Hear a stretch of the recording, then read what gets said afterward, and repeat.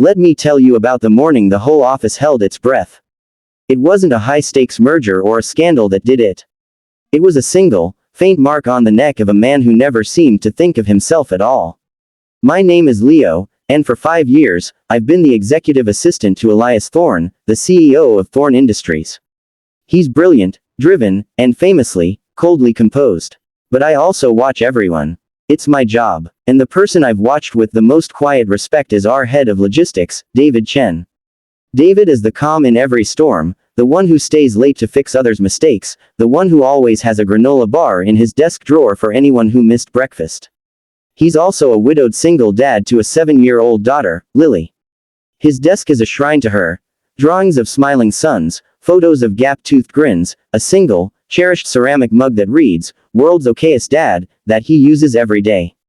We all know he runs a marathon before most of us have hit snooze once, getting Lily to school, navigating daycare closures, managing it all without ever asking for an ounce of pity. That's why the shift was so seismic. It was a Tuesday. David, as always, was the first in our department, his focus already on a complex shipping manifest. But as he leaned over a colleague's desk, the collar of his crisp, budget-friendly shirt shifted. And there it was, on the side of his neck, just above the tendon, a small, bruise-like mark. A hickey. It was discreet, but in the sterile, beige world of our office, it was a lightning strike. A whisper went through the cubicles faster than any email blast. David, our David, the man whose heart seemed permanently housed in a frame on his desk. A flutter of warmth went through us. He deserves this, we all thought. He deserves a bit of light, a bit of human touch, something just for him. We didn't know that storm was watching. Elias Thorne emerged from the elevator bank, a force of nature in a tailored suit. His gaze, usually sweeping over us like we were data points, snagged. He'd seen the ripple of attention, followed it to its source, and his eyes locked onto David's neck. I saw it happen. The temperature in the open-plan office dropped 10 degrees. Elias's jaw tightened, a barely perceptible tremor in his hand before he clenched it. This wasn't casual observation. This was a volcanic, possessive scrutiny that made my blood run cold. He didn't say a word to David. He just turned that glacial stare on me and bit out, "Leo." My office. Now. The walk there felt endless. He slammed the door, didn't sit, just stood staring out over the city skyline. Who is he seeing? He demanded, his voice low and ragged. I was stunned into silence. The mark on Chen's neck, he clarified, as if the words tasted foul. Find out. I want a name. This wasn't corporate curiosity. This was something raw, personal, and utterly terrifying. The CEO was jealous. Before we unravel this tense moment further, do you believe true kindness is often met with unexpected challenges? If you're invested in David's story, show your support for True Kindness Tales by hitting that like button and subscribing. It helps us share more of these hidden human dramas with you. Elias's order hung in the air, an unethical, impossible demand. Sir, I ventured, my voice carefully neutral, with respect, David's personal life is just that. Personal. Elias turned from the window, and for a fleeting second, I didn't see the ruthless CEO. I saw a man in profound, unacknowledged pain. Just find out, he repeated, quieter now, defeated in a way I'd never witnessed. The contradiction was haunting. Why would a man like Elias Thorne, who dated supermodels and heiresses, care about a single dad from logistics?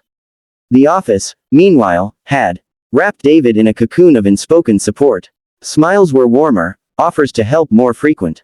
He seemed unaware of the mark's notoriety, just a little brighter, humming softly as he worked.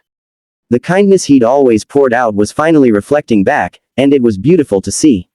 My resolve to protect David's privacy crumbled 2 days later, not because of Elias's pressure, but because of Lily. She came to the office after a half day at school, a small force of energy in a dinosaur raincoat. David was in a cross-departmental meeting. "Leo," she yelled, barreling towards my desk. I kept an eye on her, as we all did. She pulled out her crayons and a massive piece of paper on the floor by David's chair. As she drew, she talked to herself, a running commentary of pure childhood.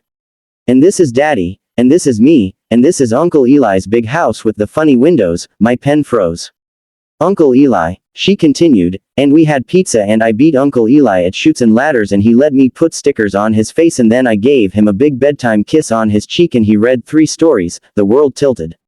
Uncle Eli. Big house. Elias Thorne. The pieces, unthinkable, began to click together with awful, perfect clarity. David wasn't dating some new, mysterious person. The mark wasn't from a romantic tryst. Elias's jealousy wasn't about a rival, it was about a bond he didn't understand, and had now potentially shattered. I waited until David was walking Lily out, holding her hand in her masterpiece. I followed Elias to his private lounge, a cold, minimalist space. He was pouring a drink, his back to me. It was Lily, I said, my voice echoing in the silence. The crystal decanter clinked violently against the glass. He didn't turn. David's daughter. She gave him the mark. She's 7. She was playing, pretending he was a vampire. She told me all about her weekend at Uncle Eli's big house. You had them over. You spent the weekend with them. Elias's shoulders slumped. The truth was a physical blow. The mark wasn't a claim by a lover, it was a claim by family, a family he had been a secret, cherished part of. His jealousy had been a monstrous misreading of a child's love. The shame that radiated from him was palpable. He had demanded the name of the person who dared to touch David, and the answer was the little girl whose photo he secretly kept in his own wallet. The revelation of Lily's innocent role should have been the end of it. But for Elias Thorne, it was just the beginning of a brutal reckoning. He dismissed me without a word. The next morning, David was summoned to the CEO's office. My heart sat like a stone in my chest. I imagined David's confusion, his gentle dignity in the face of interrogation. The meeting lasted an hour. When David emerged, he wasn't angry or upset. He looked resolved. He walked straight to his desk, began quietly packing his personal items, Lily's drawings, the okayest dad mug. The office watched in horrified silence. Was he being fired? This couldn't be happening. Just as he placed the last item in a cardboard box, Elias appeared at the mouth of the cubicles. He looked ravaged, sleepless. David, his voice carried across the silent floor, not a command, but a plea. A word, please. In my lounge. David paused, then nodded, following him. This time, I had no insight. 30 minutes passed. An hour. When the door finally opened, both men walked out together. David's eyes were red-rimmed. Elias's hand was on his shoulder, a gesture of staggering intimacy in our corporate space.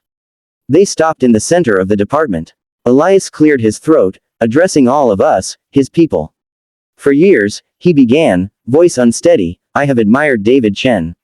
His strength, his kindness, his devotion. From a distance, I invited him and Lily into my home because I wanted to be near that light. He looked at David, who gave him a small, tearful nod of encouragement. I saw a mark on his neck and let my own insecurities, my own ghosts, poison me. I accused him of indiscretion. The truth was given to me by his brilliant, beautiful daughter. He took a deep, shuddering breath. The truth is, I love him. I have for a long time. And I love Lily. My jealousy was a confession I was too cowardly to make. The air left the room. David reached out, taking Elias's hand. And I, David said, loud and clear, told him he was an idiot. But a well-meaning one. A watery laugh escaped him. We have much to talk about. It wasn't an immediate fairy tale. It was messy and human. They took a week of simultaneous leave. But when they returned, the change was foundational. David's desk remained, but he also had a new one, right outside Elias's office, a promotion to chief of operations. The photo on it was updated. David, Lily, and Elias, at the zoo, Lily grinning between her two beaming fathers. The kindness David had sown for years, in granola bars, in extra hours, in quiet support, had rooted in the most unlikely of places, the heart of a lonely, powerful man. It didn't excuse Elias's behavior, but the raw honesty that followed rebuilt something stronger. Their story became our company's quiet legend, a reminder that kindness is not weakness, but the most formidable force of all, capable of thawing even the most frozen heart. If this story of misunderstood love and the power of kindness moved you, please let us know by liking this video and subscribing to True Kindness Tales. Your support allows us to keep bringing you these deeply human stories. Remember, sometimes the most dramatic tales aren't found in headlines, but in the cubicle next to yours. Thank you for watching.